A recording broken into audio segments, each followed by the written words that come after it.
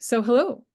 On behalf of Elephant Artist Relief Society, also known as EAR, and the EAR leadership team, I'd like to officially welcome you all to tonight's Umbrella Talk. My name is Jill Armstrong. I'm an EAR board member and member of EAR's programming committee. For tonight's Umbrella Talk, we welcome Chris Carson from CARFAC Alberta and Alberta artist, new media textile artist, Kenzie Houseco, to talk about the nuts and bolts of writing a grant.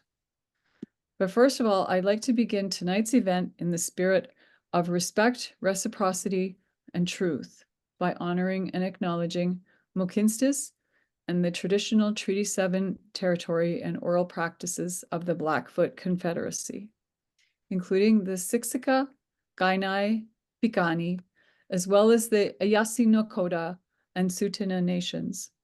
EAR acknowledges that this territory is also cherished by the Métis Nation of Alberta Region 3 within the historical Northwest Métis homeland. We celebrate all nations, Indigenous and non, who honor this land. We are grateful to engage in an honest and eager process of reconciliation. We are all treaty people.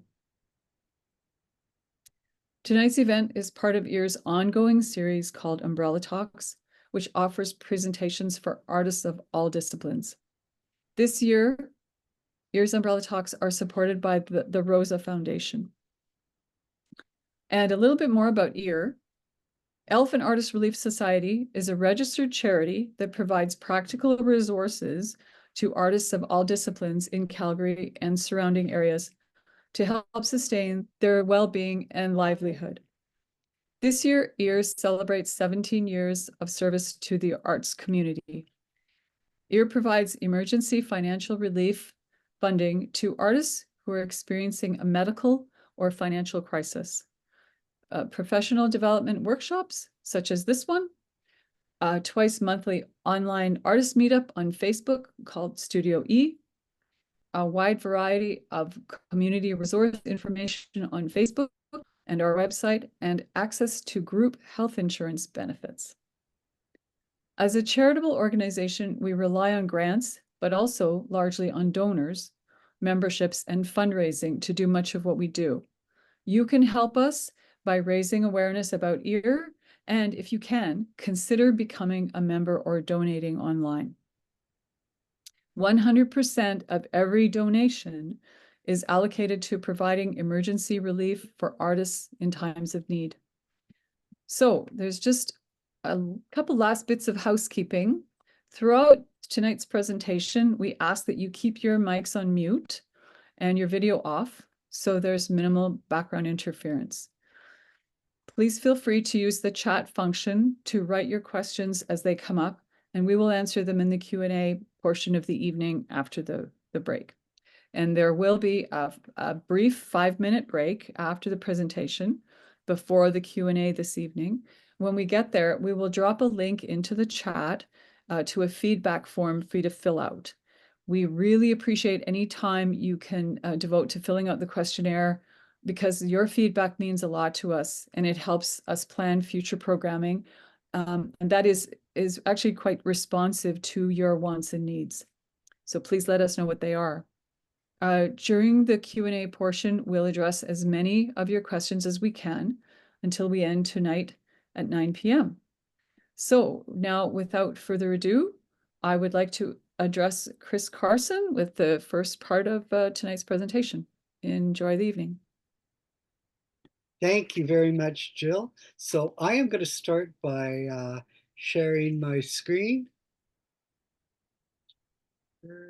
Okay, so basically, I'm going to be doing more of an overview talk on what grants are, leaving Kenzie Houseco to get more into the specifics of her grants and the way she achieved grant funding and things like that. But to introduce myself, I work as an executive director at CARFAC Alberta. I've worked there basically now for 14 years.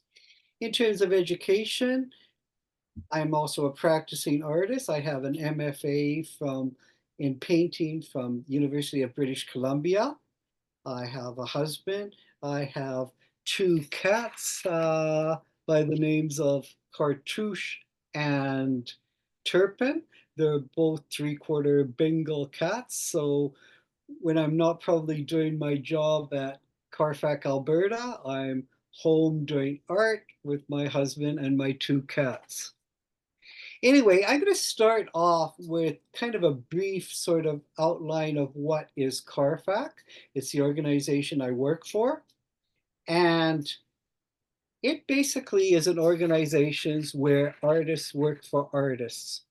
And the founder of CARFAC, Jack Chambers, CARFAC was founded in around 1968, kind of said no one is more qualified to speak on behalf of artists than artists themselves. So as an organization, CARFAC teaches people, teaches artists to advocate for themselves and to tell people about what they do as artists and how to professionalize their careers by speaking up and demanding to be paid for their work and things like that. Okay, so what does CARFAC Alberta do? Again, we're just using that word, it's artists working for artists, and here it is written in around 10 different languages, starting with the Cree to different sorts of languages. So now what is CARFAC known for? CARFAC is known for that phrase, has the artist been paid? There you see me wearing a kind of modeling a shirt, has the artist been paid? Here is kind of just some buttons, has the artist been paid? So we're an organization that focuses on making sure artists can thrive in their careers. And the way to thrive is that you get paid for your work. We can't do things for free. We have to be paid for them. So what does CARFAC Alberta do? So we elevate best practices for the visual arts sector in Alberta to strengthen our ecosystem. So that's exactly what we do. And now we have to really think about so best practices, what are best practices? And here we just have a little sticker that CARFAC Alberta has, and art is an industry. We have standards. And on the website of CARFAC Alberta, carfacalberta.com, from the homepage, you can get to a section about our best practices. So in partnership with the Alberta Craft Council and the Alberta Media Arts Alliance Society, we developed 7 best practices or industry standards for craft, media, and visual artists of Alberta. And these documents are available free of charge on our website. And the documents are on, if you ever have questions about contracts, agreements, and negotiations, if you're ever involved in a fundraiser and you want to know the rules regarding what is an ethical fundraiser, if you decide you want to work with a commercial gallery or a public gallery, you will find the best rules and the best ways these kind of relationships can work. If you're in a juried exhibition, or if you're doing community-based art, or if you have a public art commission.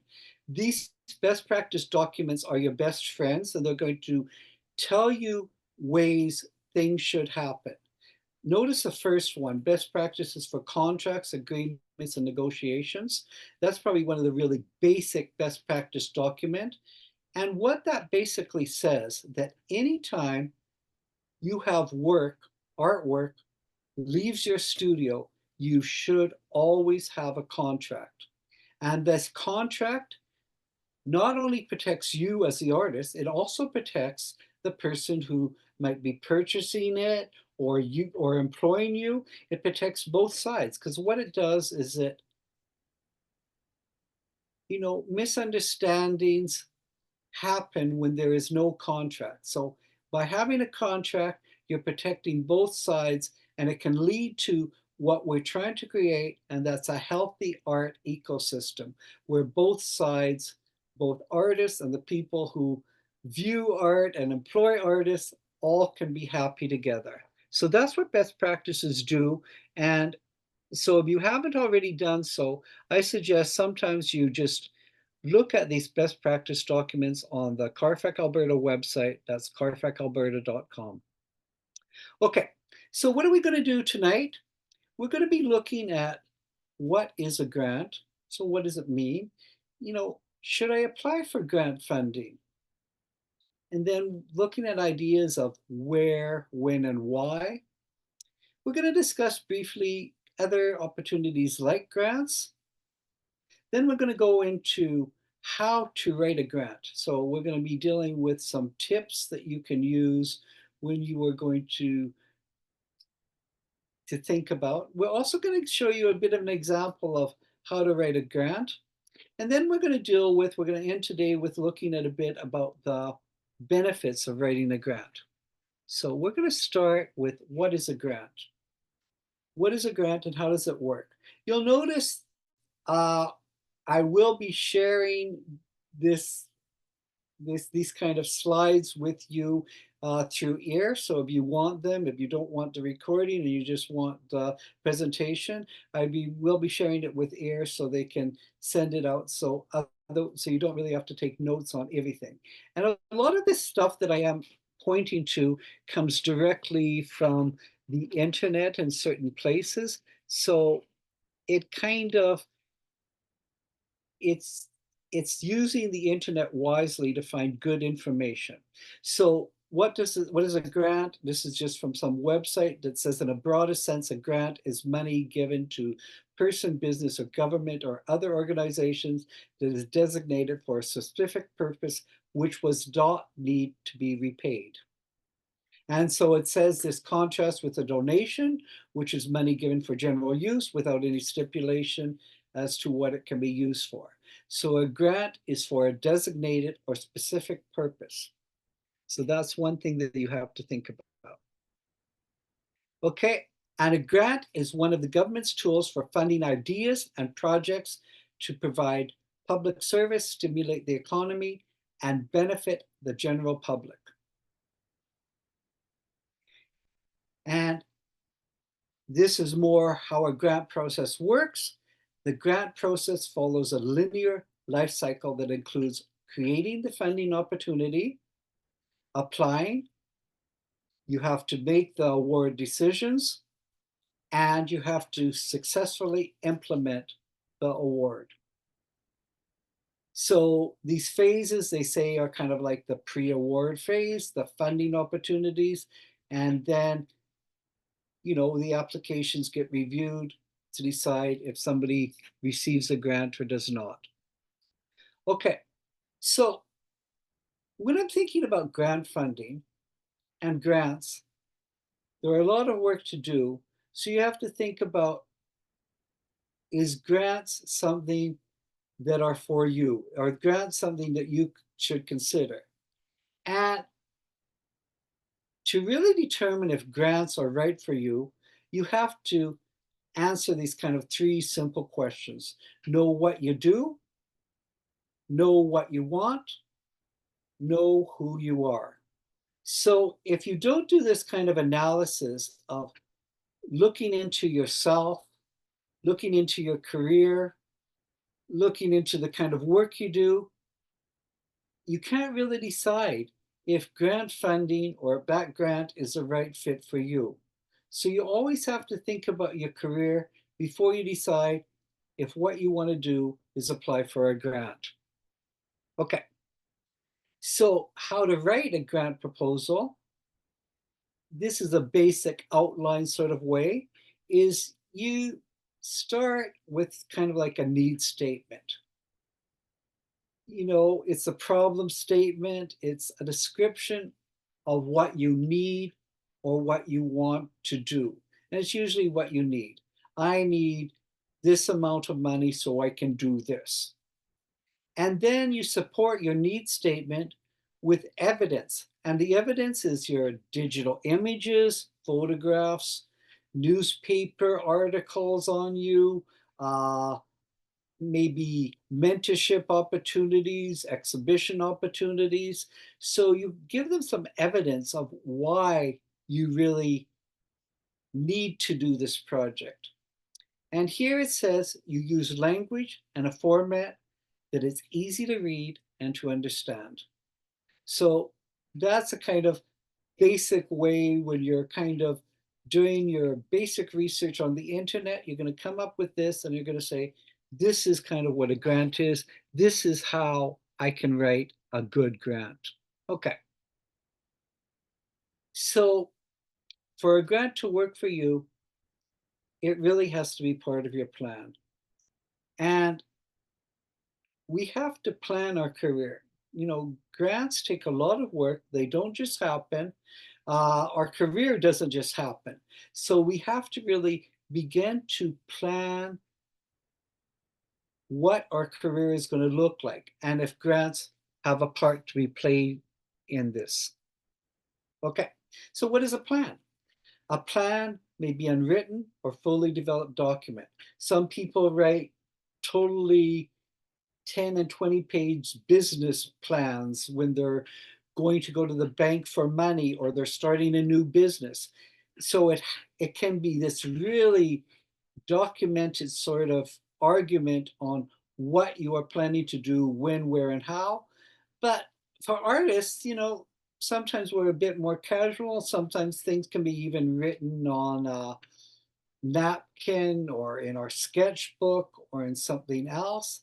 Sometimes we also begin to plan our business or our career development when we're applying for an exhibition, when we're applying for a residency. You know, sometimes we go at these plans in very different ways. When you're applying for a residency, you have to do much the same as when you're applying for a grant. We have to say why we need this right now. And sometimes our plan is just our New Year's resolution.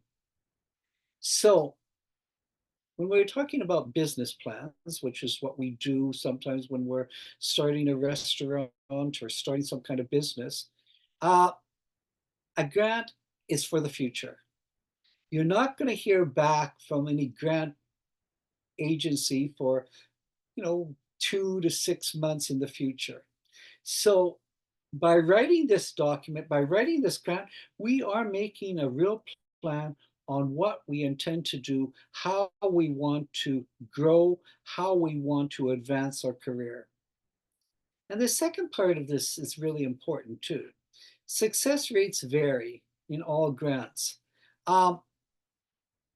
You don't always get a grant on the first time, so you always have to have a plan B in case you don't achieve the grant on the first time. So by having this kind of grant, which is what you want to do right now, but we also have to have a kind of backup plan. So having both of these things is really a start or a continuation of our business plan and how we want to develop our career. So we always have to ask the question, do you have a plan? Do you have a plan A, which might be a grant, a plan B? What happens if I don't get the grant the first time? What am I going to continue to do? Maybe even a plan C. We need to have these plans. Okay. Now, when we're asking about should I apply for a grant, we really have to think about those kind of questions of why should I apply? So those questions, those W5 and how, are very, very important for us when we're forming an idea of should I apply? Can we answer these questions to ourselves? Like, why do I need this? It's a very important question. Okay, before you start, that why is so important because that's going to help you create a strong application. And it'll also really begin to determine the benefits of your project. Okay, now there's two parts to why. Okay, there's the rational why. Why is your project a good investment for your business or for your art career? And why are you seeking funding for your project? These are very important for you to begin to research these questions. And these are questions that you ask yourself. Why am I going to be bothering to do this? You have to have an answer to these questions, okay? So what's that called is the opportunity cost. If I'm going to write a grant, it's going to take me, the first grant might take me 30 hours of my time, but it also takes a lot of emotional energy. So it's going to eat up all kinds of time with me writing the grant, but it's also going to eat up a lot of time of me thinking about this grant before I can even write it. And when I'm in the process of writing a grant, I can't do a lot of other creative work and things like that. So if I'm going to be spending this 30 hours actually writing the grant and maybe another 30 or 40 hours thinking about it, I have to think about, is a grant really worthwhile to me? That's called the opportunity cost. Is it worthwhile for me to do this? Or maybe there's some other way that I can do this project without writing a grant. So really think about, is it worthwhile for me to do this? A grant is definitely an exciting opportunity, but there's costs associated with the time spent writing it. So you have to weigh these two things and say, is it going to be worthwhile for me to spend this 60 or 100 hours writing this grant when maybe my chances of getting this grant are only 20 or 30%? So that's what you have to really start deciding. Okay. Now, there are lots of other opportunities that are like grants, and some of these are never advertised. So sometimes there's opportunities in community groups, social agencies, nonprofit organizations, universities and colleges, business associations. A lot of opportunities you can actually, go to maybe a social agency and say, is there an opportunity for me to work with you to make a mural? And it might be an easier process because they might say, yes, we can kind of do this or whatever, what do you need? This is called a kind of almost like a do-it-yourself opportunity. And they might be an easier way to kind of break into a certain kind of market without the kind of competition, because you might be able to use some of the people who maybe work in a business association. If there's a district in your city that looks like they have opportunities for artists, it might be an easier way to kind of just go and talk with people and see if you can work out something together. Okay, so Kinsey is going to talk a bit about some of her Canada experience with Canada Council grants, but here I'm just going to just say Canada Council does offer grants as well, and Alberta artists do not get the fair share of money, so that's one place to really consider applying for grant funding. And to apply for Canada Council grants, like anything, you need to be vetted first. So you have to apply on the portal, and you will probably take around 30 days for you to even hear back if you're accepted to apply for this grant. Now, Canada Council grants, you can apply for it anytime right now, and they wait until they get enough applications, and then you're going to hear back in 5 or 6 months. So with Canada Council, it's better to start early and really work at it to make a really good grant proposal. So we get to the question of, where do you find information for all this sort of stuff? And when you're thinking about grants, you have to do research. And the way to do research is ask your friends, where are there grant opportunities? You join a club or an arts organization, and they're going to list things like a newsletter. When are the next applications due for maybe Calgary Arts Development grants? Edmonton Arts Council, Alberta Foundation for the Arts grants. You find out this information when you're taking a class, or you're using the resources at your library, or you're using the internet, but you're going to some of these granting agencies and say, when are the next opportunities available? And remember, you can find things on YouTube, and you always can and you always will do it yourself. Okay, so we get a lot of information from the web, and grant writing is, as we say, no easy feat. So what we have to do when we're going to write a grant, determine why you require funding. That's the first question you always ask yourself. You ensure that you're eligible for this opportunity. Sometimes you have to rally community or support by getting maybe a letter of recommendation from somebody you know. You probably research the funding body and the previous grant recipients to know who is getting these grants. Are there people at your level of your career? You have to be proactive about grants. You have to set some realistic goals. A good budget is important.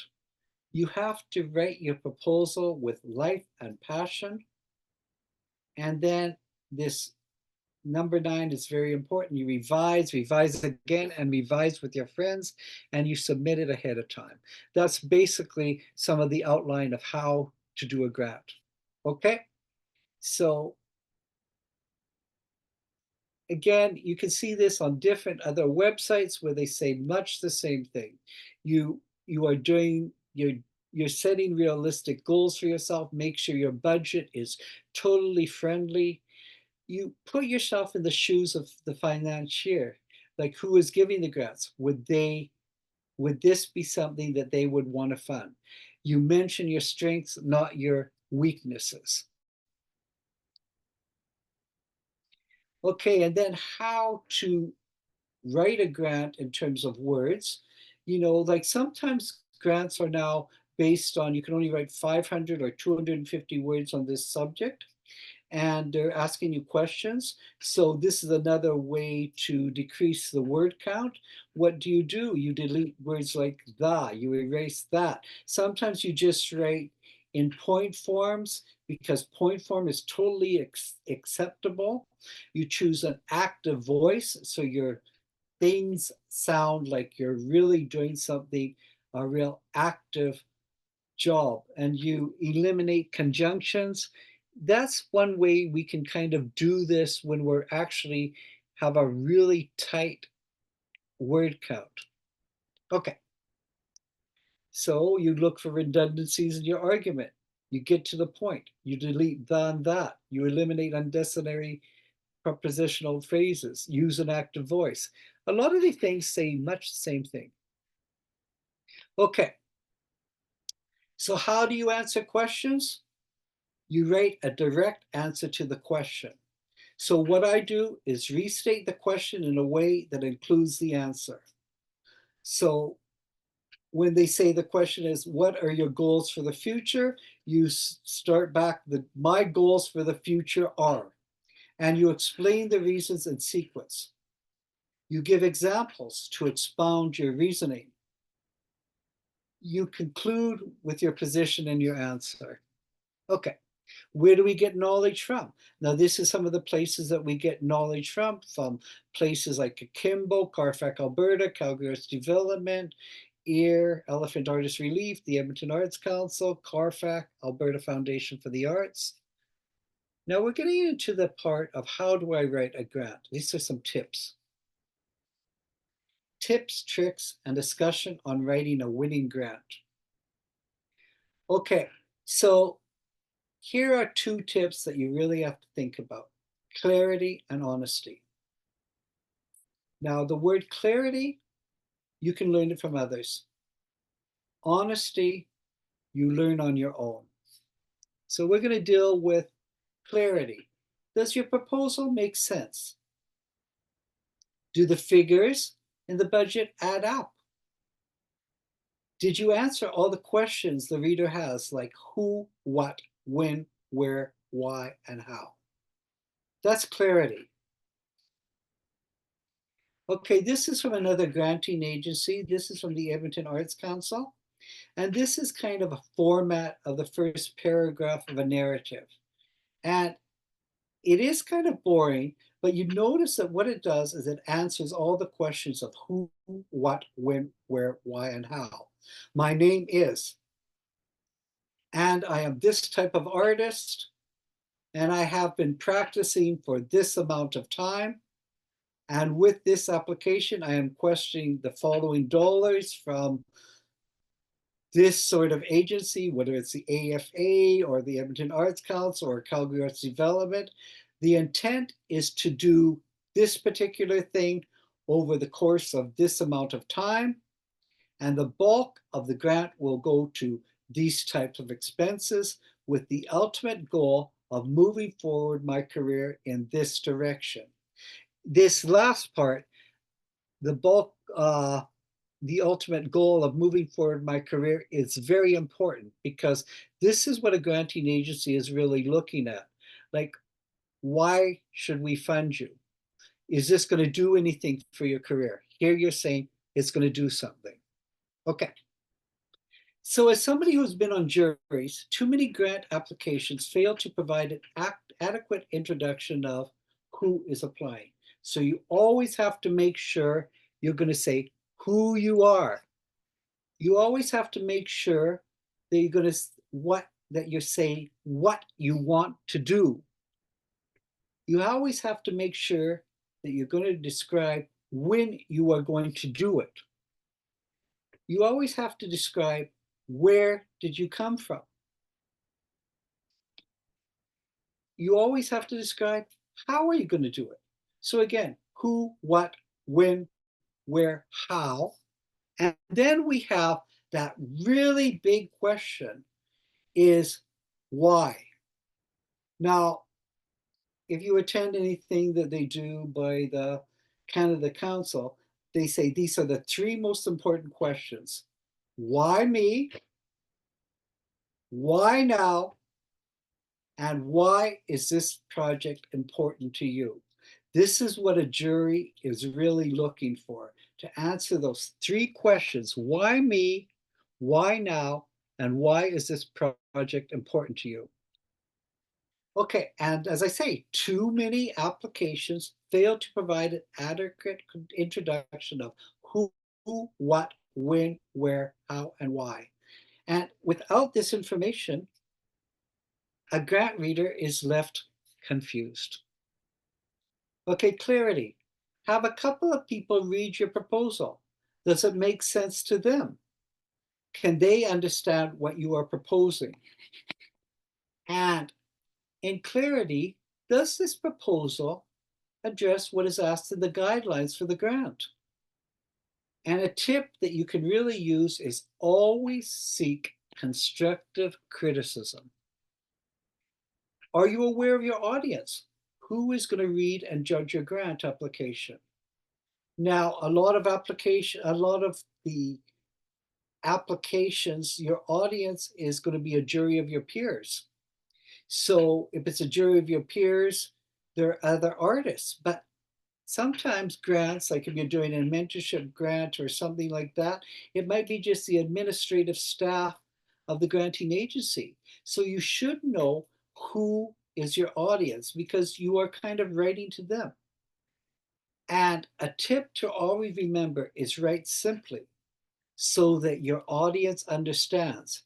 Remember, you might be a visual artist, but sometimes your grant is going to be judged in certain agencies by a musician. So they might not understand some of the things about visual arts, but they would understand if you write very simply and you don't use a lot of jargon. Okay, so what we have to do with clarity is make it concise and compelling. Make sure the goals and objectives for the project are measurable and there's a clear outcome-based evaluation plan in place. So do you have a kind of idea of why you're doing this? And that reason of what you're going to gain from it is so very important. Is your argument concise? So you answer questions directly, but you always make sure you're including all the information that is requested. And then your argument has to be compelling. Remember, grant writing is storytelling. And you have to make sure that the reviewer or the person reading it wants to read it, and they also get excited by your idea. So clarity, concise, and compelling. And excellent grant proposals are also realistic. Remember that you have to stay on topic. Remember to stay focused. Remember that you're always answering who, what, when, where, how, and all the whys.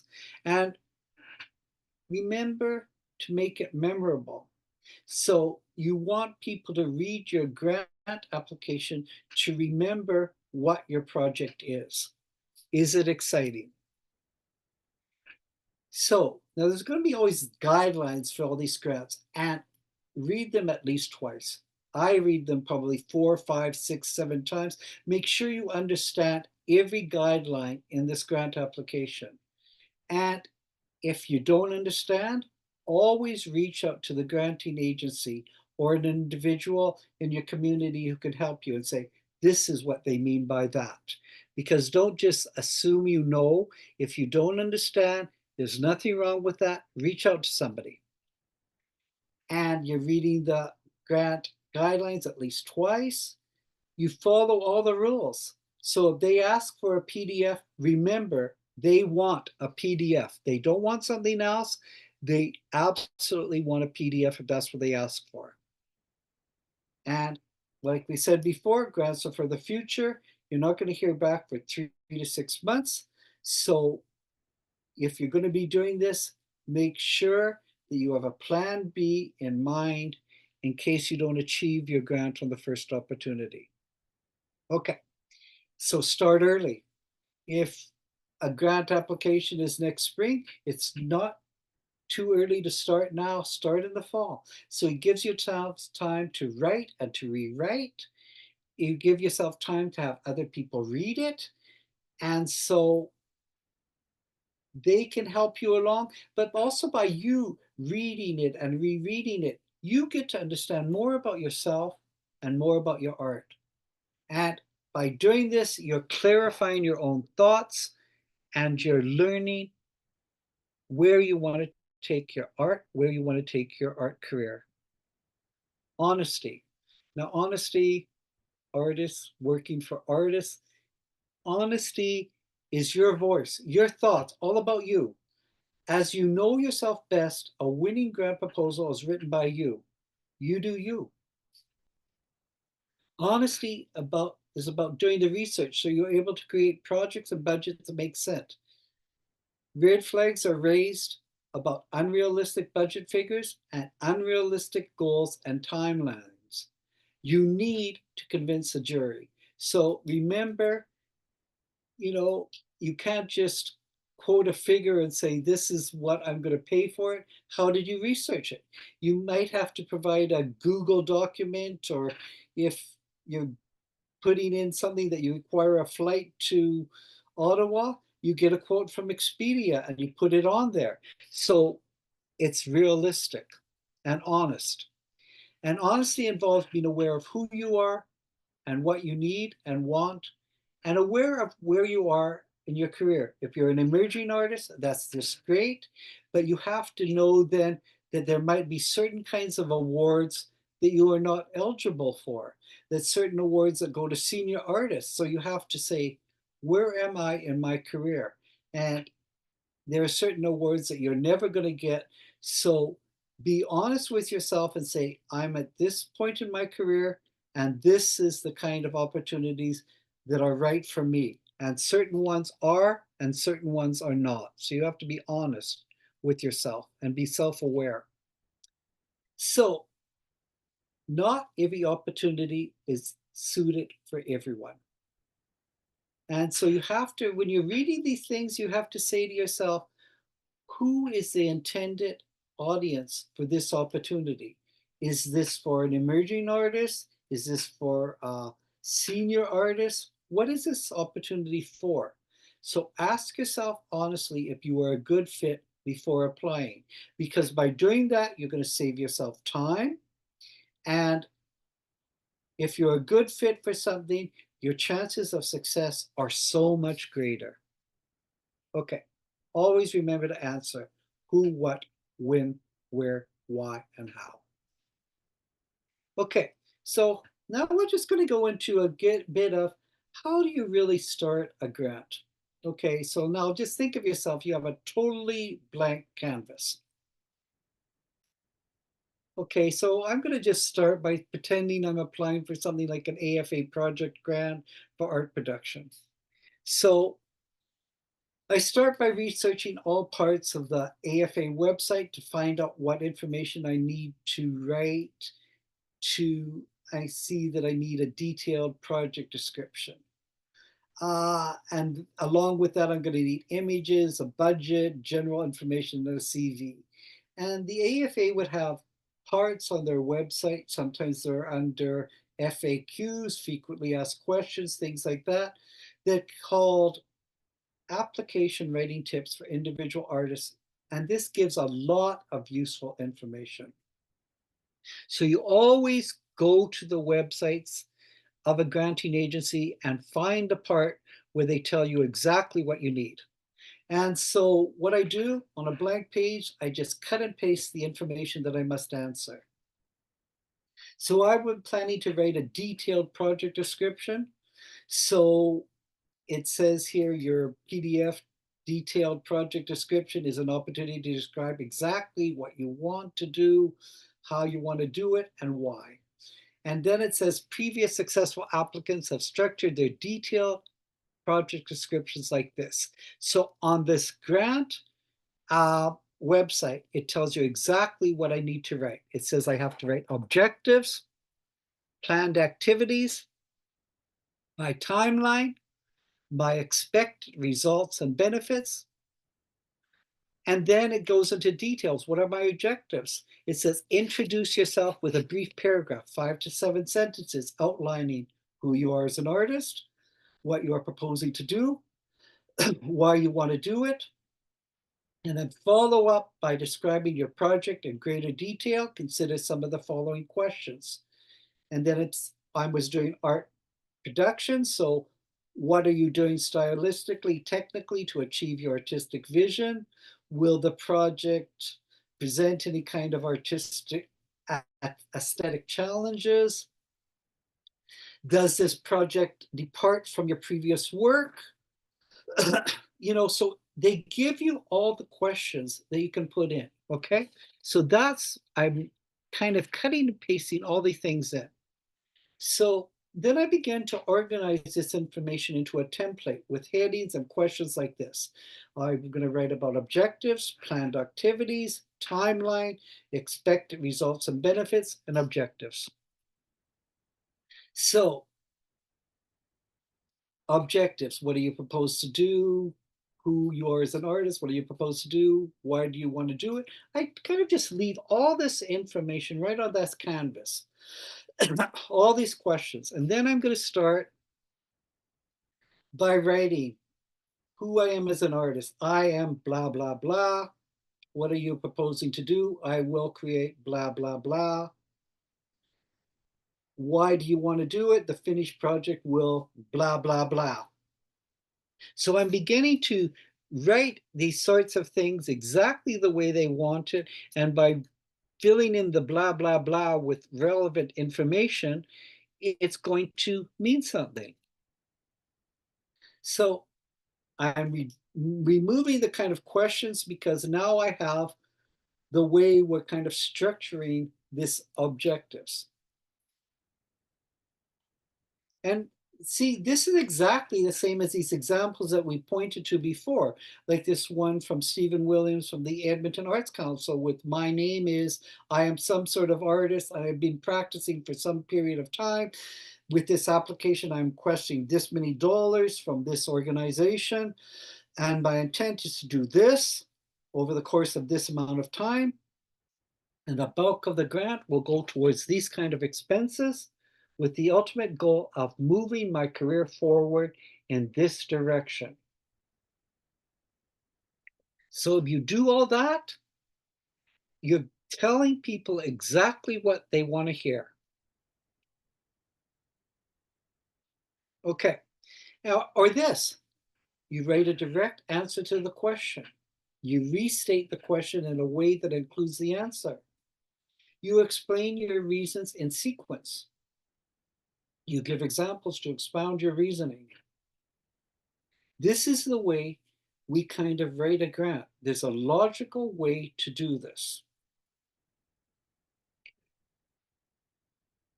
Okay. Or this, we looked at this earlier. Too many grant applications fail to provide an adequate introduction of who is applying, what do you want to do, when are you going to do it, where did you come from, how are you going to do it, why do you want to do it? And remember those three questions. Why me? Why now? Why is this project important to you? Okay, so you answer all these questions in a way, and what are you doing stylistically, technically to achieve your vision? Will this project lead to technical as well as aesthetic challenges? These are the questions that are actually the AFA is telling me to answer. Does this new project mark an artistic departure from your previous work? Or does this project build on and further develop your artistic activities to date? So these are the questions that we answer. So you answer all the questions, you edit and improve your answers, you keep improving your answers. You write convincing stories. Have your friends read through your application and make suggestions. You have now done your job and must wait for the jury to decide. Now remember, grants are competitive. Even if you do not get the grant the first time, you have learned skills that will benefit your art career and your life. And the benefits of writing a grant. Remember, you start with an idea. The middle of this thing is a grant, which allows you to make your idea a reality. So you have an initial idea, the grant is the kind of middle part, and the end is the idea realized. A benefit of writing a grant is to make things happen. And getting a grant is like getting another job. The money is for completing the job rather than a gift. And the benefits of writing a grant, it gives you the necessary time to devote to your project. Always have a plan. If you fail to plan, then you plan on failing. Always answer those questions: who, what, where, when, why, and how. If you're always answering those questions, you're probably doing a good job in writing a grant. Always do your homework. You do research. And that's basically my presentation.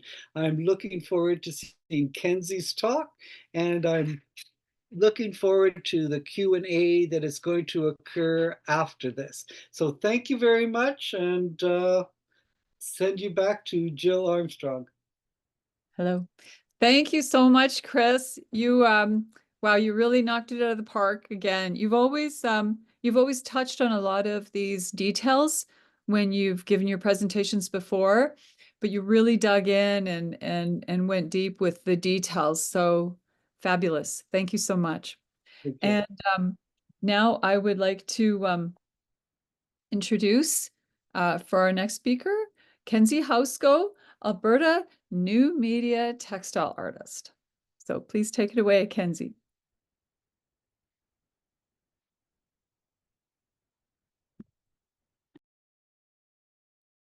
Hi, I'm just going to open up my PowerPoint here.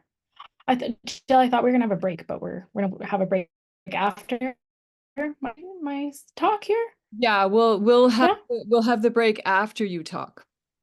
Okay, no problem. All right, let's do this. Okay. View slideshow. Okay. So hello, thank you for coming today. These events are super important because it's a lot of information to take in. And it took me a while to figure it out. So I'm happy to share with you everything I've learned in the last couple of years about writing grants. Like Jill said, my name is Kenzie Housko, and I'm a multidisciplinary artist, and I work in textiles and new media. So I use a lot of LEDs, Arduinos. I sometimes do stuff with texting and chatbots. And I incorporate that with a lot of textile work. I use a lot of digital embroidery and whatnot. So a big thing about my artwork is I really interactivity, and I use media and technology to help me engage audiences in kind of a real immediate way. Yeah, my last two bodies of work were about online dating, kind of the semiotics of online courtship.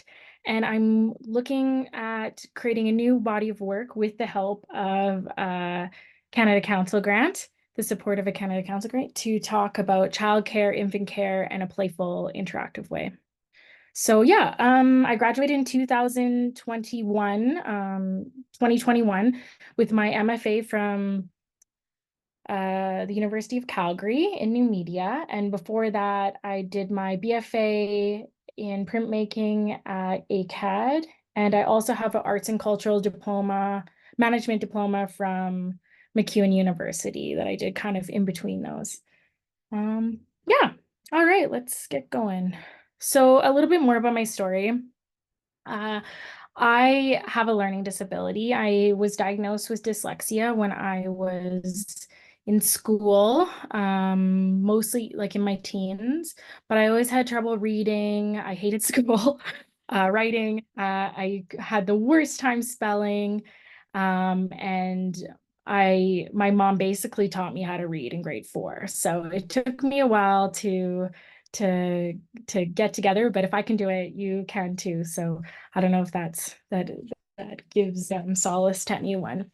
Yeah, I only ever got A's in art classes, hence maybe where I am today. But because I was diagnosed at an early age, I did have government support during my education, which really helped me kind of learn how to write and give myself tactics and tricks and strategies to sit down and do the work that needs to be done. And so I had that support in my BFA and MFA. I had a learning strategist. I've always used computers for tests and homework and had more time if I needed to.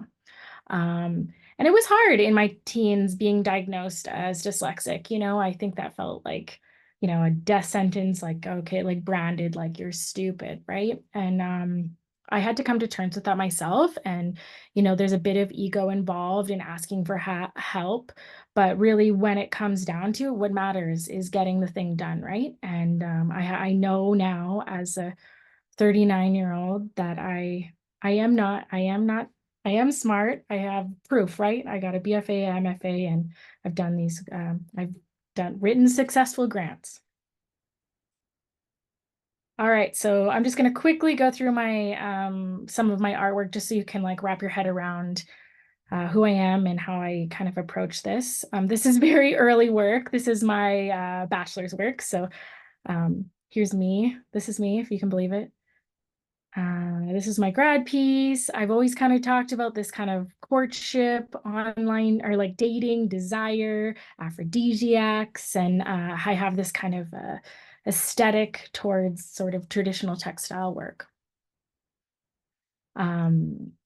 Technology entered in my art practice after I graduated, probably like the late or like mid 2000s, 2012, 15. I just said yes to a project. Organization was pairing up artists and engineers to make new work. And so I worked with electricians and technologists to come up with stuff that used technology. So for about 5 years, I did a bunch of, I guess you'd call this fashion tech or wearable tech. And so this is what I was up to after my bachelor's.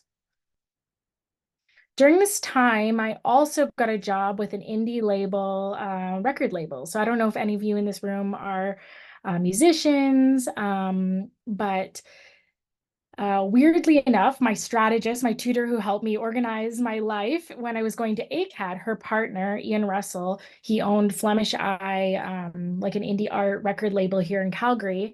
And she thought, well, you're doing your arts and culture management diploma, maybe you could help out with some of like our administrative stuff.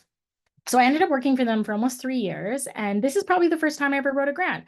I was guided by Ian. He had done this many, many times. So I was kind of following his template, but we wrote factor grants. So that's the equivalent of a Canada Council grant for music in Canada. So don't ask me what the letters stand for. I knew at one point, but yeah. And then CADA grants I also wrote during this time. I got an A.F.A. grant for one of the bands to fly and record an album somewhere in the States. I helped apply to the Junos, to I think Braids, and then I did their newsletters and shops and stuff. So this is like kind of where I cut my teeth learning this. And I learned from the way he approached grant writing.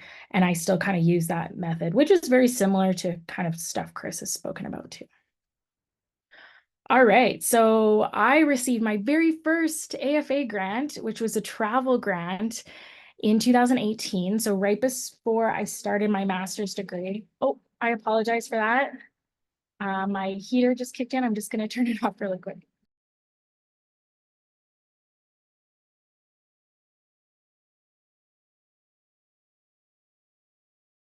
I'm coming to you from my art studio, which is outside of my house and has a heater, space heater, which is awesome, but it is kind of loud.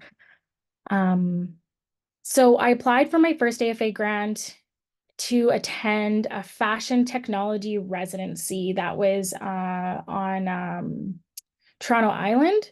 And this felt very tangible to me after working for Flemish Eye. I didn't know how I would apply writing grant to my practice when I was doing. And I thought, okay, if I get into something, then I can ask for help to do that thing. And I saw this fashion tech residency and I said, that's perfect because that fits the bill of what I've been doing. I applied and we got in and A.F.A. gave me the money. So that was very exciting to get that first grant.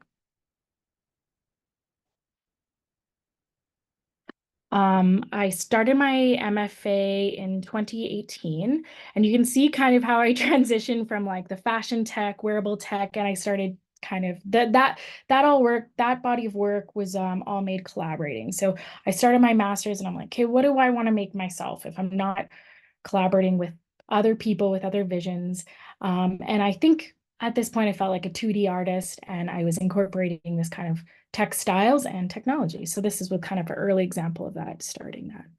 And here's kind of where it got me. So after 3 years in my master's, I completed a full body of work, and I don't know how she found me, but the curator, Lindsay Sharman, at the Art Gallery of Alberta reached out and she wanted to do a studio visit. I showed her my body of work from my thesis, and she invited me to do a solo exhibition at the Art Gallery of Alberta in 2023, in the summer 2023. So this is kind of pretty proud of this picture. I got to show in a gallery right beside Banksy and Warhol works.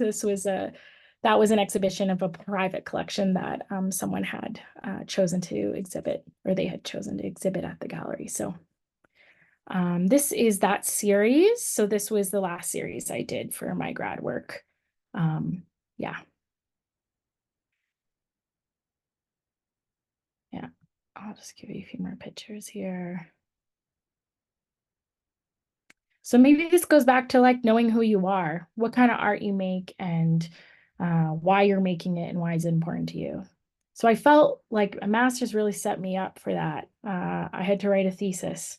So after writing a 100-page thesis on my artwork, who I am and why I'm making it, I'm not going to lie, it really did make that leap into writing kind of like bigger grants like Canada Council a little less intimidating.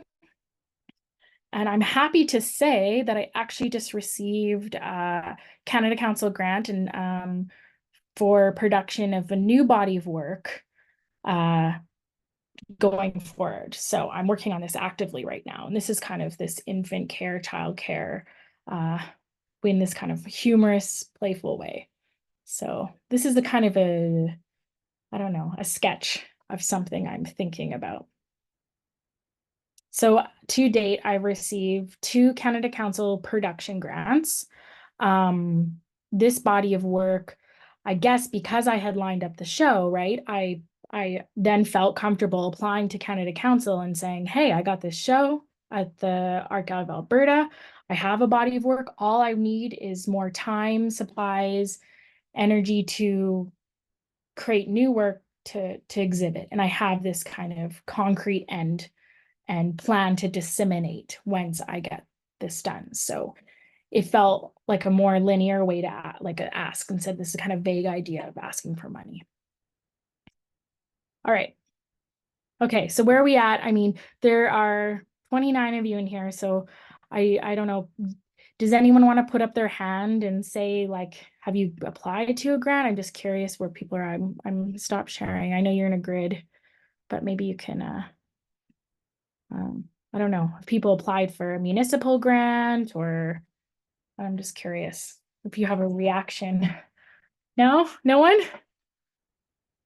For Canada Council received a grant? No one, really. Sorry, what was your question again? You wanted to hear from people Yeah, what they if they've applied to a grant, okay. municipal level, like the city you live in, or like a federal level, or a provincial level, like just any level at all. You know what? Somebody just put a comment in the chat that said never applied, very intimidating. I think that might be an important point to address. Federal grants, yeah. And if you've done it on behalf of an organization, that's great, because at least you kind of sort of saw that process. It's similar in some ways. Wanting to know to apply first. Yeah, okay. Would you Yeah, have sorry, that's curious.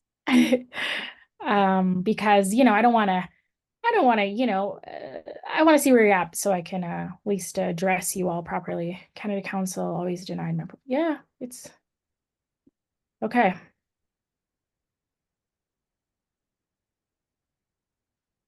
All right, thank you for sharing. Appreciate it.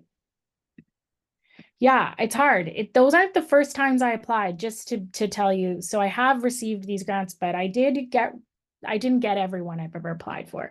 I applied to A.F.A. I only received that one A.F.A. or Alberta Foundation for the Art grant in 2018. I have never received anything from them since. I've applied every time. So yeah, and then all right. So I was just curious there. All right. So in my mind, a grant is 3 parts. At least this is how I kind of attack it. So your support documents, which are your images, letters. So if you do get into a residency, it'd be like your letter saying, I got accepted, right? Or if you were going to have an art show somewhere, you'd have a letter from that curator or that organization saying they are scheduled to have a show. An image list, CV, and then budget support. So maybe this is one thing that maybe I think made me stand out when I applied was I had very, very detailed support for my budget, like everything, like my bills. And I will show you an example of that when we get there. And then the project proposal, which is what Chris talked about quite a bit. So the who, what, when, where, that's right on the money. These are things that I try to stay focused on. And then the budget. So how to start, I guess. I don't want to echo too much, but I think it's all important information. Do your research. Are you ready to apply? Do you have the time? Because it does take time, and Sometimes beat yourself after you spend all these hours applying and then you don't get it, or you just hope you get it because it took time from other places of your life, right? Where you could have just been making the art. Do you have a clear project, event, or exhibition idea? I mean, easier on ramps to applying maybe like you have a concrete event or exhibition or project that it's going to happen regardless. You've been accepted, or it's going to happen hopefully if you get the money, but like it's well on its way. So maybe you got the show, but you could use extra money to get the art there. You can apply for help shipping. Like maybe that's all you apply for. Maybe it's your flight to the opening and like getting the crate made and then the transport for your art there. If that could be a project, right? Or part of like an and then sorry, timing. Will your project event happen in the right time frame? I mean, it's so great that Canada Council now has this rolling timeline, because that is the worst headache, right? Because maybe you get into a residency, but it's it's like 3 months after the deadline, you won't hear back. And so there's a lot of this kind of math going on in your head. And you can apply for something that happens like retroactively. I mean, I'll explain this in a minute, but you can apply to, oh my gosh, something, you can't spend the money before you apply. Here, I probably wrote it here. So your submission, if your submission is in before the project, you can apply for money after the fact. So it may be easier to apply for support for something that hasn't been, like you haven't been accepted to for. So yeah, like I said, if you get into a residency, if you have shipping, oh my gosh, I don't know why it keeps cutting out like that. Okay, maybe you want to make a new body of work for an exhibition you've been programmed for. All right.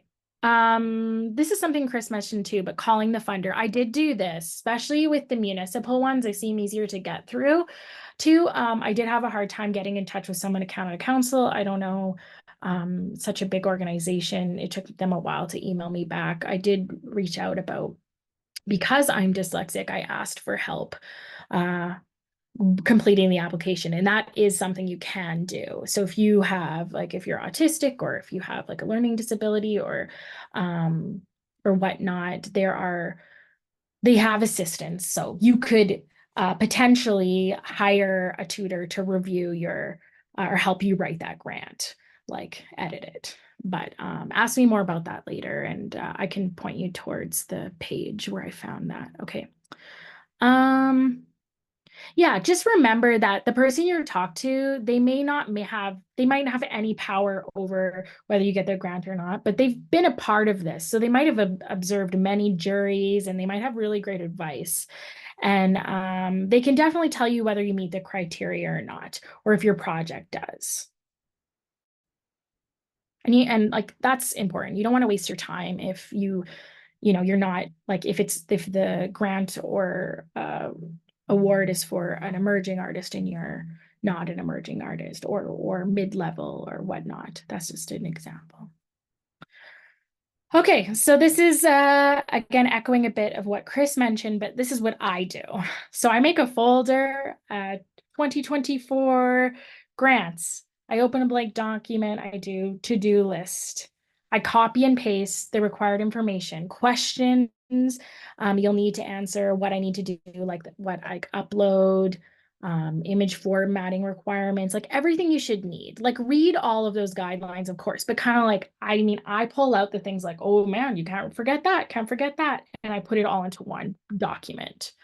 And then I also make another folder in that folder called final, or to upload, so that I can differentiate all my working notes and edits between, like, this is the final, this is the one because you don't want to upload the wrong version. Yeah, Canada Council and CADA, Calgary Arts Development, for instance, they have an online form where you have to copy, they want you to write into the like the fields for each question. So what I would do is write it first in a Word document and then copy and paste it over in there. So you're happy, your responses are the right word count, whatnot. You have someone else proofread it, and then you copy it over when you're like, okay, I'm happy with this. A.F.A. though, you can upload the documents. So you'd upload a document for your project proposal and then your image list and whatnot. So advice I've been given.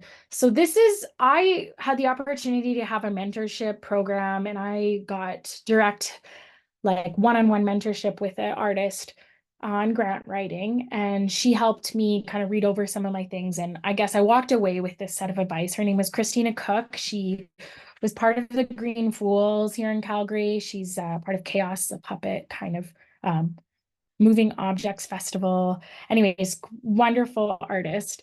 And so this is what she told me. She advised me that for visual artists, the support material is the most important piece. So she thought, or she, in her opinion, images, the CV, and the letters of support or acceptance. So be sure whatever you show them is related back to your possible project. Your support material is the most influential on the adjudicators. Great support material can convince a jury a poorly written submission is worth it, and bad support material can tank a brilliantly written proposal. So I'm thinking, we're visual people. Make sure those pictures are good, high quality, and the best you could submit. And for images, make sure that all of the images you submit, this is for visual artists. I can't speak to any other art form, but make sure it relates to your project as much as possible. So, I mean, you might have a big body of artwork, but if you want to work on paintings, maybe show pictures of your paintings, right? Other artists will likely be adjudicating, and they tend to be visual people, and the visuals should strongly convey what you are capable of or what you're trying to create. Test all your video links, make sure they play, be sure to supply support material for each format, like give them the format they request. If they ask for MP4, don't send MOV files. What else? Also include links and passwords to the support material in the body of your proposal. So that's something I do now too. So, I mean, I have some of my documentation on YouTube. So some people, because my work is highly interactive, and a picture it's good. I think I have great pictures, but it's that audience participation that is important to kind of drive home what my art is doing. So I make sure I say that in my proposal, and then I say, view interactivity here and add the link. Maybe they will have time in the off chance the panel can't play all the material in their meeting. Maybe they'll watch it on their own. Okay. I have a PDF on, oh yeah, okay. So when I was doing my M.F.A, I was in an arts professional development class for students at the University of Calgary. I was TAing, and we came up with this PDF. It was during COVID. Everyone had to take pictures of their artwork online. So I came up with a PDF of how to document your art at home. So worst case, it's not worst case. I think that some artists are really good at documenting their art. Me, not so much, but I do have this document on kind of some tips on how to document your artwork at home. And I'm happy to share that with EAR if anyone's interested. All right, a few quick image tips. If the format of the grant allows it, so for A.F.A, you can upload your documents, right? So the PDFs. I often put images in the written material. So if you're referencing a piece of art, figure 1 or image 1, like you can put the image in there because you're uploading the document, right? You can't do that for the ones where you have to copy and paste in information, but so why not do this? This makes the material more pleasant to read and allows you to provide more imagery in addition to support materials. The only thing is don't like watermark it, like don't kind of put it in the background, don't get too fancy, like just insert the pictures because it could make things difficult to read. Okay, a few more support documents, CV. If you're collaborating with other people, this is just a note, like make sure their bios are up to date. So maybe, yeah, you're doing a project with other artists and you're gonna, you would upload both CVs, right? And both bios, both resumes. So make sure that they're up to date and that they relate to the project. For example, if you're a painter, but you're taking on a poetry project, highlight all your writing experience. Like you can shift your CV around, you can tweak your bio to kind of speak to the grant if you need to, more specifically, and what you're talking about. Letters. So yeah, if your work has been invited somewhere, if you've been invited to perform somewhere, include that letter. It's proof. It drives home to the jurors that this is going to happen. That puts more faith in you being able to pull this off. If you want a letter in advance, also just like make sure that you ask way ahead of time. So you can even write the letter for people and ask them to kind of collaborate with you on it. Yeah. All right, some other tips for support letters. So yeah, presenters and collaborators are very busy. Contact them early. Don't leave this to the last week. An email chain can also work. Yeah, you can just do like a screenshot of an email. If you got an email saying you've been accepted to the residency, if that's all you have and you couldn't get an official letter from the organization, that also is okay. It's better than nothing. Also, what else? Yeah, be truthful. You never know who's on the jury. Don't claim people you wish to work with when it's not confirmed yet. Make sure everything's confirmed. And sometimes, yeah, draft the letter, send it to them, ask them to tweak it, change it, however they see fit. You might get a faster response. All right. Project proposal. This is kind of like the intimidating thing, the big part. And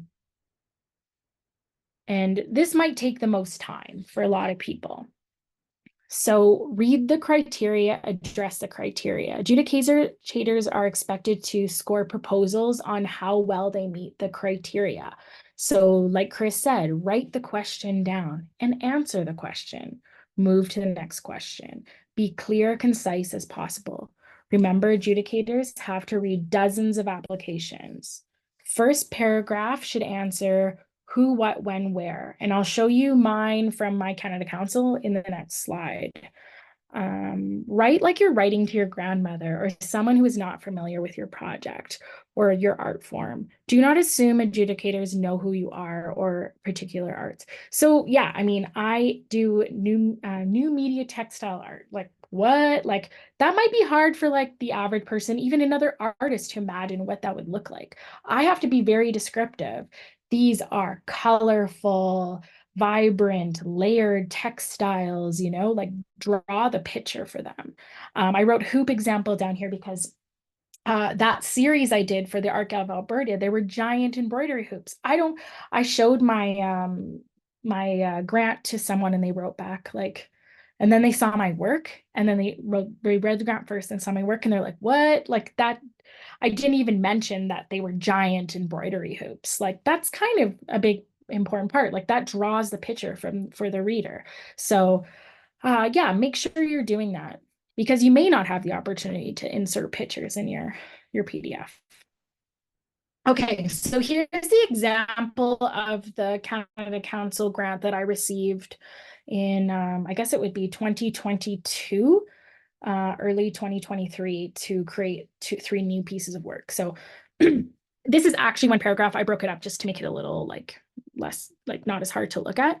But yeah, in October 2021, I completed my Master's of Fine Art degree specializing in new media at the University of Calgary-Mohkinstsis in Treaty 7 region, Southern Alberta.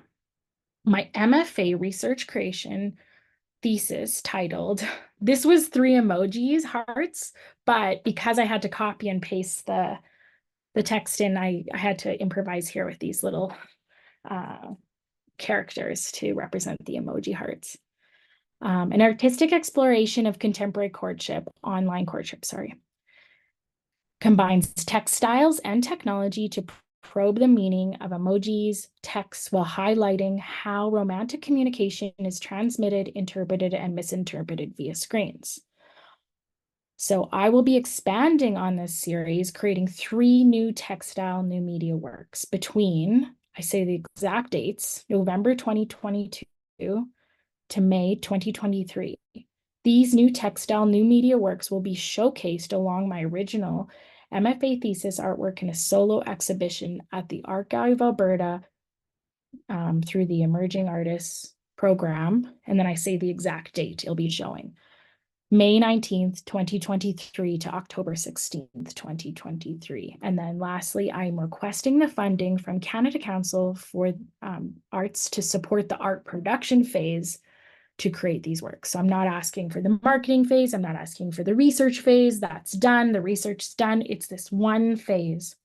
So I'm saying who I am. I mean, I guess I don't say my name in here, but so if it was AFA and you're uploading something, they might want to say your name, but I always include my name in the header of everything and the footer of every document. So that's one thing. But I'm saying, like, I'm giving them a timeline and I'm saying 3 new pieces. So it kind of answers those questions. All right.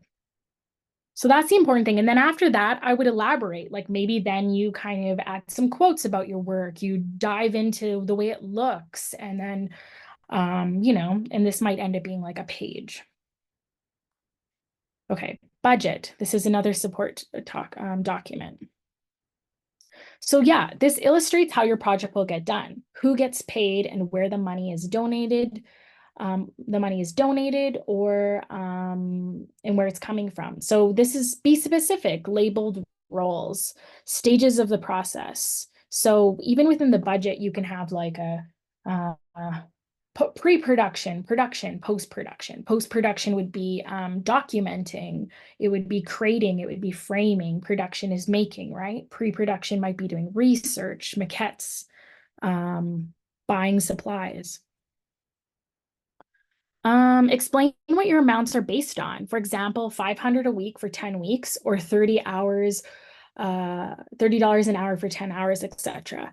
And use industry CARFAC rates. So this helps the overall, it helps the sector value artists better and their time. So let's use those. They've outlined what it costs for an expert, like a day rate or half rate. So just take a screenshot of the CARFAC page and put that in your support documents. Show the same story in your proposal, as you mentioned in your proposal. So if you mention a role or person in your proposal, but they're not even mentioned in the budget, that's confusing, right? Everyone should be getting paid or accounted for, whether you're going to get per diems for these people or what not. Okay. And even if someone's involved and they're donating their time, put that in the budget as donated, right? And what is that valued? Because it all has a value. If you have donated things, put them in the budget. Always put them in the budget. That shows that you've thought the whole project through and demonstrates what supports you have around you.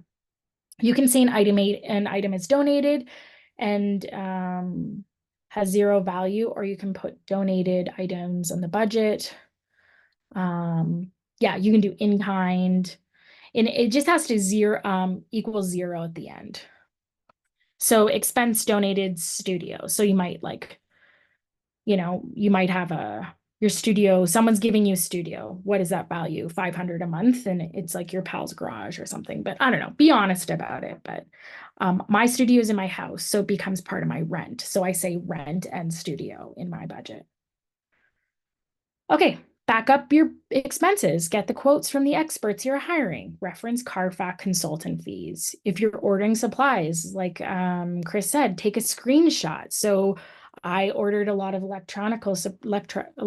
electric electronics supplies. So I go to my website I like to order from, and I fill my cart with all the things I would like to buy for this project, and I take a screenshot of the cart.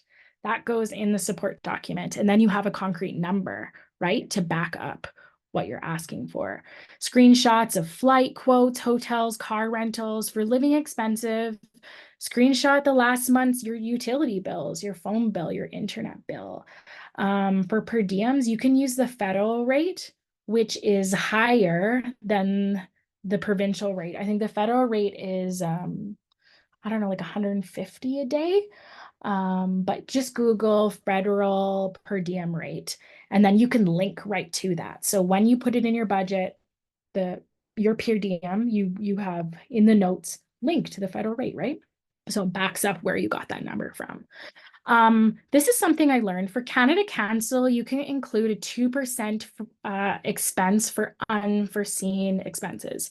So at the end, when you're all done figuring out all your numbers, you can find out what 2% of that budget is and add it in there. So like if I was asking for, I don't know, $10,000 and 2% of that is, I don't know what that is, like $100. You put it in there as you're like, and they just say for unforeseen circumstances, but you cannot do this for AFA.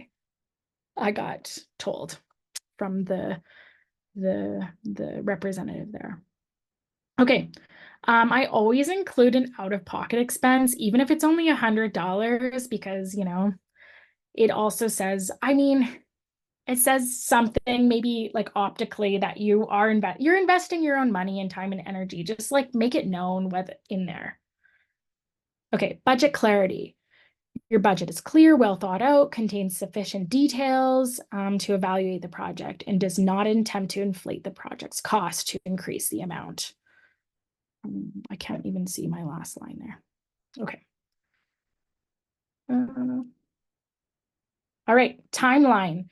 I think the AFA gives you a little line to say that. I don't know if Canada Council does, but I always put a timeline and just put point form, like February 1st to February 15th, I will be sketching, drawing, whatever, like, and then just plan it all out. So a simple timeline gives adjudicators an understanding of when, how your project will come together. The timeline shows that you have thought the whole project through to the end. Be sure to include the extra section at the end of the timeline for dissemination or audience that states how you intend the project to reach an audience or the public. You can even make a note like not included in this proposal on this section, but it shows that you understand that that's a logical step in the plan, right? That it shows them that, you know, you're not planning on making this thing and then it just like sitting around in your studio. Like we make art to be seen. I mean, not all of us are heard or experienced, but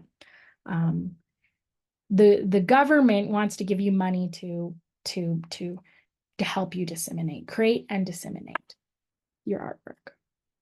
All right, formatting. This is pretty obvious stuff, but keep it clear, clean. Use fonts that are easy to read, like Helvetica or Calibria. That's my husband's favorite.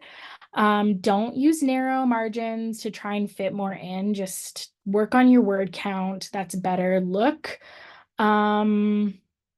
Attachments. Make sure your files names are included. Includes your project name and your name. On everything. For example, like I would do Kenzie or kHouseGo _ support document, regardless whether they told me to or not. If they gave me a specific format, then go with that. But if it's undefined or vague, like just make it clean and make them all consistent. Word docs, PDFs, other attachments.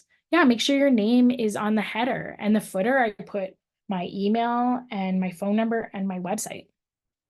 Just in case something falls on the floor, you never know. These things, it doesn't hurt.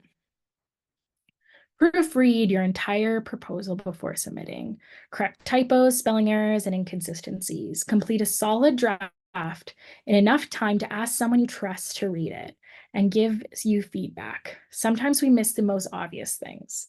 Seems obvious, but have hopefully loved ones around you that could read it, or fellow artists that could read it over and give you feedback.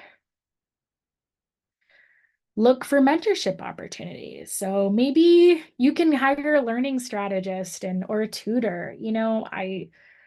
It doesn't hurt if you can afford these things, or if maybe you get government funding to help you with these types of things. Alberta Media Arts Association, they had a one-to-one grant writing workshop program. So this is what I'm talking about, this mentorship. I guess that was like about 3 years now with Christina Cook. And it was a great kind of quick little interaction. I had a grant in mind. I had started it. She helped me refine it. I didn't get that grant, but I got the next one. So maybe EAR could think about doing something like that. It was really helpful to me.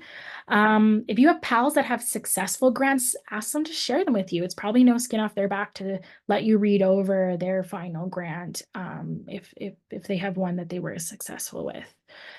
Peers, maybe trade for help. Maybe you'll document their work for them to do your edits. I don't know. These are just things to think about. Again, submit early for feedback from organizational staff and hire someone to edit, write, or help you write it. Know someone. Oh, yeah. Yeah. I know a lot of people do this for musicians. So, I even know someone who will do this for musicians, who will take like a cut. So they won't even charge you, they'll just help. So there are people that exist in like arts and culture industry that will help with this kind of thing. All right, questions, comments. That's my slideshow, but I quickly just want to show you an example of I kept talking about all these support documents. So let me just like give you a quick look at what one looks like. All right, so this is a support document I had for my Canada Council. So yeah, Canada Council, Kenzie Houseco Research and Creation Application 2024. I have a header there. I have a header for each kind of, I guess, expense. So support materials, I talk about stretchers here, and I have a link to their website where I got the quotes. Here's my electronics, $503. And I said it includes shipping. So there's the shot of the shopping cart.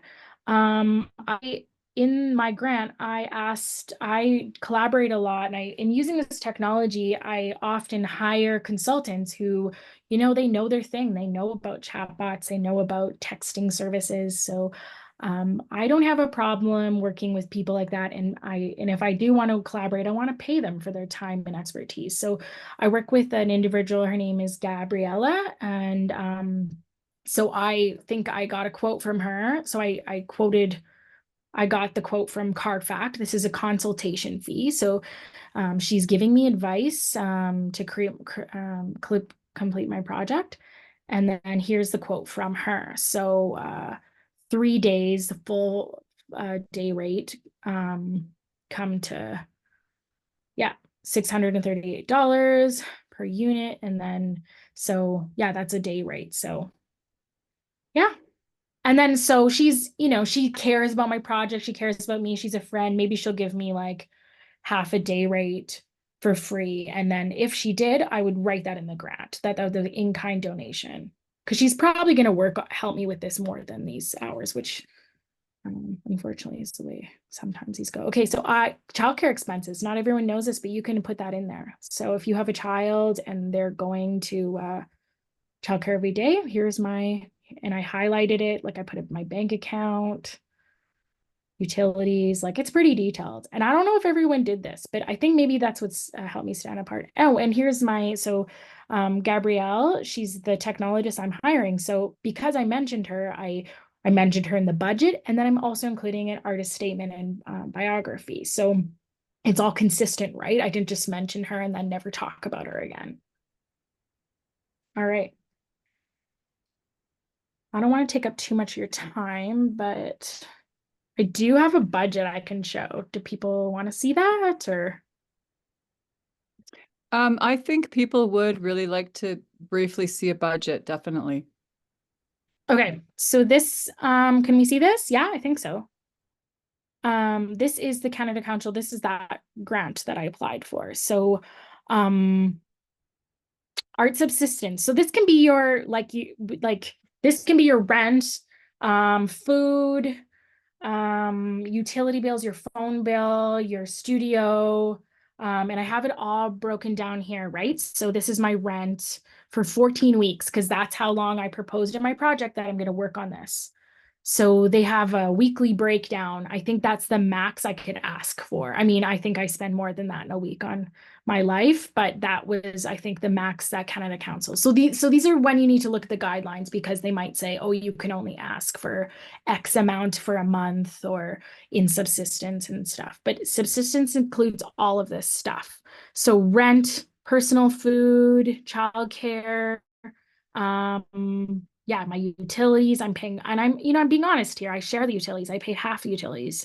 I'm not, and I think that that resonates. So a total is $7,000. So most of my grant here is actually paying for my life so that I don't have to go to a day job. I could actually work on this project for 2 months. Here's my technical fee, and it even says in here, professional technical fees. So here's that CARFAC quote. And I mentioned Gabby in here, and then I put in the day rate from CARFAC. And then what else? If you were going to travel, if you were going to create, if you're applying for, creating packaging, that's where you'd put that there. So here, when I was talking about pre-production, production, and post-production, that's what I meant. Because I don't know, that is like the stages of art making and art creation. So yeah, I put Photoshop in here for 3 months. Why not? That's an expense I need. And then I made a note. So studio and rental, I put here, it's included in the house rent. I'm just don't want them to forget, we've already thought about this. Equipment rental, I didn't have anything. Stretchers. Here's where, remember, I got my electronics. I have a sponsorship. So I have this company that gives me electronics. So I mentioned that. And again, I can say that's valued at $200. And that would be an in-kind revenue that I'd put down later. Oh, here's the unforeseen circumstances here. So 2% of the total budget, which it was $11,120. So it comes to $222. And then I always put in a documentation, it's an important part of the artwork. And I got a quote from photographer Kelly Hoffer, but maybe, just get a quote. What is it to document 3 pieces of art, 4 pieces of art? And I bet you could do like a day rate or something, or half a day rate. Just get that quote from that person and put it in. All right. Okay. So this is the revenue. So that's just the expenses. And then you jump down to the revenue. So this is where the money's coming from. So this is what I'm going to ask of, CAP. Okay. So this one is a different one. Yeah. So I got money because I did this residency at, so they paid me this much. So I put in, that was a revenue. And then what else? Sponsorship. That, remember I mentioned I have this electronic sponsorship. So that's a revenue. And then they have confirmed, pending, and totals. So if confirmed is ideal, right? I know I'm getting this electronics, but maybe it's not confirmed. But even if it's not confirmed, you can put it in here because it again shows how much work you've done to make this happen. If there's another grant you applied for, yeah. Okay, so this is the grant I asked for. So grant for this application, and they're saying you can only ask up to $25,000 a year. All I'm asking for is just only $8,000. Come on, you can give it to me. And so it has to work out to 0. So I'm saying artist contribution is $500.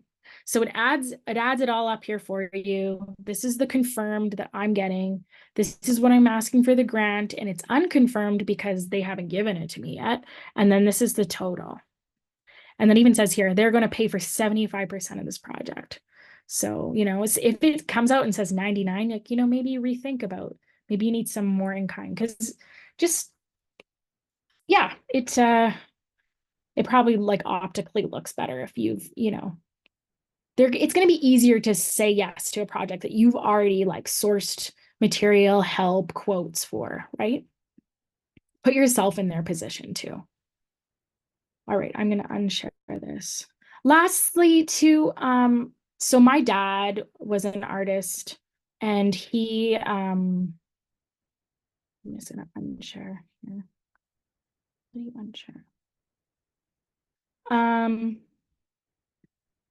He was on the AFA Canada Council grant. I mean, Chris has probably been on a bunch of juries, and he mentioned to me once, like, sometimes the juries come up with their own criteria in and amongst themselves. They might be like, oh, we just really want to support like confirmed exhibitions or emerging artists. So, I mean, I have to remember these things when you apply, right? Like, you don't know what those conversations are, and that group of people comes in with their own kind of expectations and things they care about and values. So yeah, try not to take it hard if you don't get it, and just keep trying. And the first one's the hardest. After that, you kind of have a template, right? And then it gets easier. I think that's all I got. Does Sorry, any I was muted. Sorry. I just said thank you very much, And Kenzie. I hope I wasn't too rambly. I tried to be concrete and get to the nuts and bolts. No, it's fine. And as a matter of fact, we're almost at 8:45, so we're actually going to skip the 5-minute break. And I actually let you keep talking because you were providing such amazing, useful details, the sorts of things that people would be asking for. They were right there, and there were no questions in the chat that I saw last time I looked. And actually, most of what was in the chat were their answers to your question earlier. So, Oh, yeah. So anyway, yeah. But what you did by sharing in so much detail about your personal experience with a successful grant. I mean, we had another event one time where people were saying we want to see what a successful grant looks like. And so what you did, you provided that. So thank you so much. And I think this will help to inspire a lot of people and hopefully make it less intimidating, because the way you put it too, it's I mean, you put a lot of detail work in, but it's also very practical, you know, and it's yeah, it makes a lot of sense. So I think so thank you. But I think what we'll do is just ask if anybody has questions now. Please, turn on your mics and your cameras if you like. And if you have a question, please ask it. Or you could also type it in the chat if you would like. But we've got 15 minutes left. So please, put up your hand or speak up if you have a question for either Kenzie or Chris. Jill, we've got a hand raised. I'm sorry for my voice, everyone. We have a hand raised by Deanna Miller. Okay, thank you. Thank you, Marian. Go ahead, Deanna. Hi, thank you, Kenzie. I'm actually a Bachelor of Arts is my degree in textiles, but I was curious so yeah, your art totally grabs my heart. Do grant committees or grants prefer if you have a fine arts degree? I don't know. What do you think, Chris? You probably have been on more juries than me. I would say no, Deanna. I don't think it really matters. They're looking really for what are you proposing. And as Kenzie said, all the support materials. So you have the images and stuff like that. It doesn't matter if you have a degree or not. That's not really going to influence much at this point in time. And I think it's also because of what yesterday was, Truth and Reconciliation, and things like that. We're trying not to make as many judgments as we probably would have 15 years ago. So the kind of background that you have is less important. What's important is what you are doing and what you can show us. Okay, does that answer a bit? Yeah, thank you. Yeah, that probably answers it all. Thank you. Thank you so much, Deanna. Is there anyone else? Our speakers are very approachable. And they will answer just about anything. Anybody? No, I think actually you guys have covered so much detail that it sounds like they're probably very satisfied with what you presented. Okay, I have one more question since no one else does. Great. Do you, for a first timer, is one of the most valuable things to probably find a mentor to help you through the process? Oh, I don't know. It helped me. But I mean, I came to her with like basically the thing already done, and she kind of just like helped me massage it a bit and jump around a few things. But I mean, have some good friends that are good could read it, or maybe Chris at CARFAC Alberta could read it for you. I don't know if he has the time, but or he might be able to hook you up with someone who could, or Ear could have. If you start early, start really early, and then you have time for multiple readers, and you'll find that a lot of even professional people, like professional artists, would be happy to read it if if you say, if you are giving them a month to read it or something like that, they're going to read it. They're going to give you suggestions, and so yes, you can go with this mentorship, but you can also find different people in the community to help you along, and from different organizations, they will do that. Uh, Also, people at the A.F.A. or Calgary Arts Development or the Edmonton Arts Council, they will also read your grant proposal if you also give them enough time. So just think of that.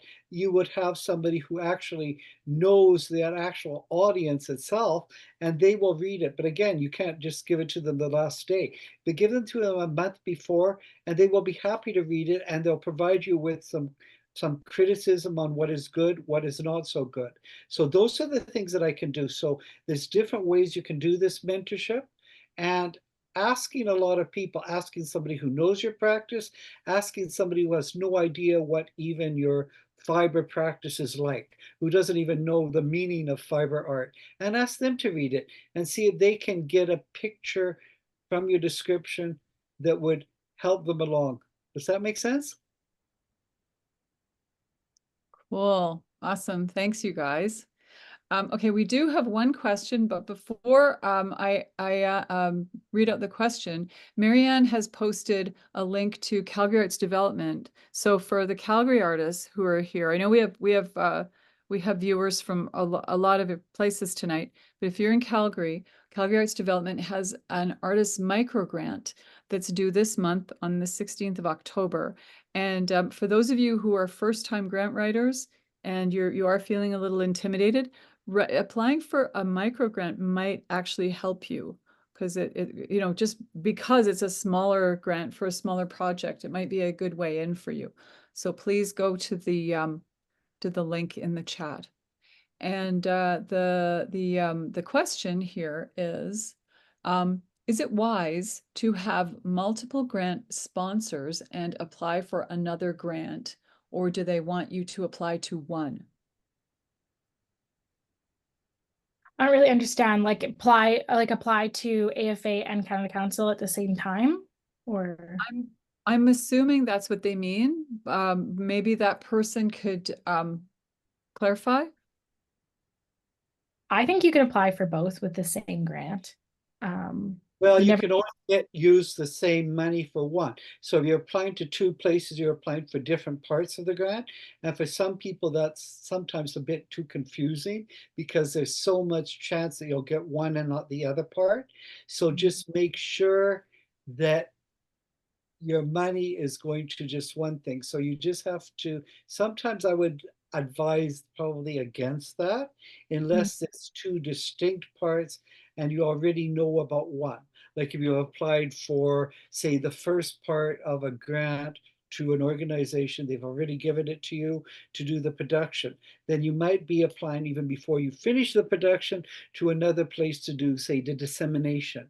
So really have some kind of logical thing in mind, because really with grants right now, depending which they are, basically 20 to 40% is your chance of success.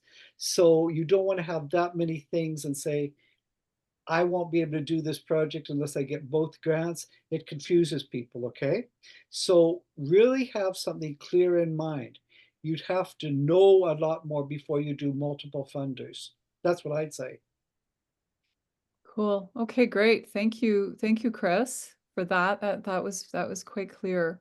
I just noticed Kenzie also popped a link into the chat to some, it can only see part of what the title, it says documenting art. Yeah, the thing I and- mentioned, like how to document it at home. I mean, That's great. Okay, so Right. this is else you can follow the link and it'll pop on a link on your window. So thank you for that, Kenzie, as well. Wow, okay. So any other questions? No? Okay, do Kenzie or Chris, do either of you have any closing comments? Well, I would just say grant writing, you are going to learn so much by just doing it. Whether you succeed and you get the money or not, you are going to learn so much to take your career forward. And that's what it's about. And find a way of continuing making your art, whether you're successful or not. So don't just base everything on, I have to get this grant. Remember, there's a lot of artists who have never received one grant in their life, and they're still valid artists and very, very successful. So just think of grant funding as just one way you can do it, but watching this, you can even say to yourself, it might not be for me, and that's a perfectly good answer. It might never be for you to apply for grants, and that's totally fine. That's totally perfect. Just the important thing is to keep doing your art. Absolutely. Yeah, that's actually a good way to end this, because I think sometimes people feel like when they hear about grant writing, they feel like this is it's imperative, you have to do this, but you don't. It's just one pathway. And it can be very helpful in many ways, but it's not necessary. It's just something that is there if you want it. So I don't sell a lot of art, so that makes you feel better. If I sold my art, maybe I'd have to not stress so much about grants. So yeah, it's just one path. Maybe it's something I won't do later, but yeah, I think that's a good point. very good point.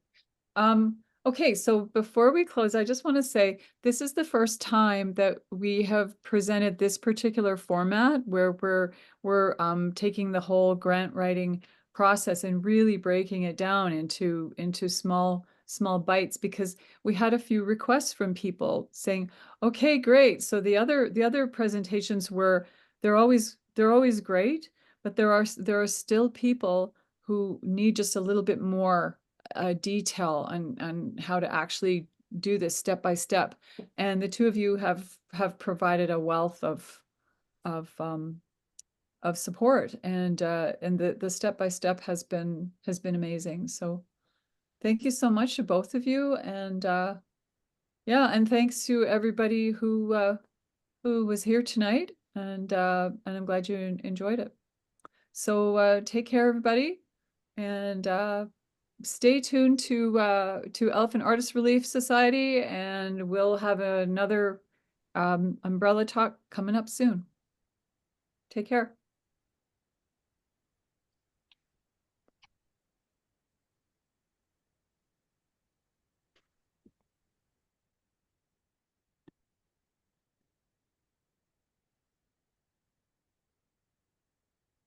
Okay.